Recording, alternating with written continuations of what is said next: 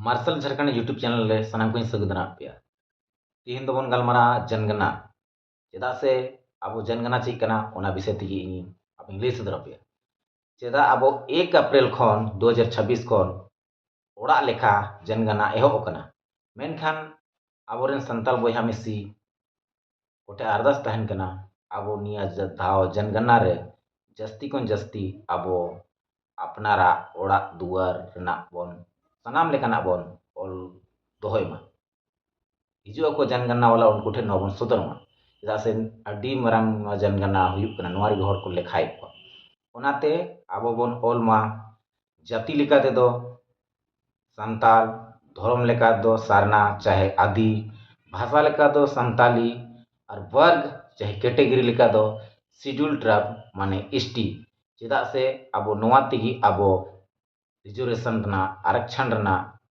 जोतो रना जुड़ू नवागी M दड़ेयाबोना ओना तो ओनाते आपे ठे सनाम कोठे नेहर ताहन कना जोहर ताहन कना नवाई पे ऑल तबना आलो पे हिडिंग तपना मा तबे डिजिटल और पहले से कहीं ज्यादा सटीक होने वाला है। 16वीं जनगणना के पहले चरण में ही 33 सवाल पूछे जाएंगे और जियो मैपिंग टेक्निक का इस्तेमाल किया जाएगा जो हर घर की सटीक लोकेशन दर्ज करेगा ताकि ना कोई घर छूटे और ना ही किसी का डेटा दोबारा दर्ज हो।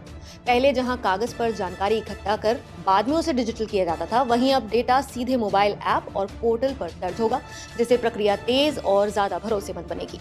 इस बार हर घर की लोकेशन डिजिटल मैप पर दर्ज की जाएगी, यानी हर मकान को एक सटीक लोकेशन पॉइंट मिलेगा। इसका फायदा ये होगा कि कोई भी घर छूटेगा नहीं और किसी भी घर की दोबारा एंट्री नहीं होगी। डेटा ज्यादा सटीक और भरोसेमंद होगा। इस बार लोगों को एक नई सुविधा भी दी गई है, सेल्फ एन्यूमरेशन, यानी आप खुद अपनी जानकारी को ऑनलाइन भर सकते हैं।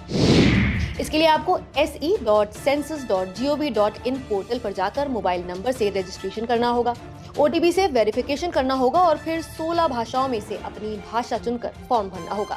मैप पर अपने घर की लोकेशन सही मार्क करनी होगी और सभी सवालों के जवाब भी देने होंगे। फाइनल सबमिट करने के बाद एक SEID मिलेगा जिसे गणनाकर्मी के आने पर दिखाना होगा। लेकिन यहाँ ध्यान रखने वाली बात यह है कि एक बार सबमिट करने के बाद आप खुद बदलाव नहीं कर पाएंगे। पूरे 45 दिन के इस चरण के पहले 15 दिन सिर्फ सेल्फ एन्यूमरेशन के लिए होंगे, जबकि अगले 30 दिन में करीब 30 लाख गणनाकर्मी घर घर जाकर डेटा जुटाएंगे। पहले चरण यानी हाउस लिस्टिंग में घर और उसमें उपलब्ध सुविधाओं से जुड़ी जानकारी ली जाएगी। इस दौरान कुछ दिलचस्प नियम भी लागू होने वाले हैं, जैसे अगर कोई जोड़ा लंबे समय से लिव इन में रहता आ रहा है तो उन्हें विवाहित यानी मैरिड माना जाएगा। मोबाइल में FM होने पर उसे रेडियो माना जाएगा, लेकिन मोबाइल पर YouTube देखने को टीवी नहीं माना जाएगा। ट्रैक्टर को कार या जीप की श्रेणी में नहीं रखा जाएगा। अगर घर में नल है लेकिन पीने के लिए पानी बोतल से इस्तेमाल किया जाता है तो बॉटल्ड वाटर दर्ज होगा, और अगर घर में अलग किचन नहीं है तो उसे रसोई नहीं माना जाएगा। साथ ही ये भी साफ किया गया है कि गणनाकर्मी आपकी आमदनी, बैंक डिटेल्स, आधार या फिर OTP जैसी कोई भी निजी जानकारी नहीं पूछेंगे। सरकार ने ये भी भरोसा दिलाया है कि जनगणना का डेटा पूरी तरह से सुरक्षित और गोपनीय रखा जाएगा। इसे ना तो RTI के तहत मांगा जा सकता है और ना ही अदालत में पेश किया जा सकता है। केवल समेकित आंकड़े ही सार्वजनिक किए जाएंगे। पूरे अभियान में आधुनिक डिजिटल सुरक्षा सिस्टम का इस्तेमाल भी किया जाएगा। अब बात उन 33 सवालों की जो पहले चरण में पूछे जाएंगे। ये सवाल मुख्य रूप से घर की स्थिति, सुविधाओं और संपत्तियों पर आधारित होंगे। इसमें सबसे पहले ये देखा जाएगा कि मकान का उपयोग किस लिए किया जा रहा है, रहने के लिए या फिर व्यावसायिक काम के लिए, और उसकी स्थिति कैसी है, यानी अच्छा है या फिर खराब। साथ ही मकान पक्का है या फिर कच्चा, घर का स्वामित्व किसके पास है, यानी अपना है या किराए का, उसमें कितने कमरे हैं और कुल कितने लोग रहते हैं, ये भी दर्ज किया जाएगा। इसके बाद रोजमर्रा की सुविधाओं पर फोकस रहेगा, जैसे कि खाना बनाने के लिए किस तरह का ईंधन इस्तेमाल होता है और क्या घर में कोई अलग से रसोई मौजूद है या नहीं, पीने और पानी का स्रोत क्या है और पानी घर के अंदर मिलता है या फिर बाहर से लेने जाना पड़ता है, ये भी पूछा जाएगा। साथ ही शौचालय की सुविधा है या नहीं, अगर है तो उसका प्रकार क्या है, बिजली उपलब्ध है या नहीं, नहाने की सुविधा है या नहीं और कचरा निपटान कैसे होता है, इन सभी बातों की जानकारी ली जाएगी।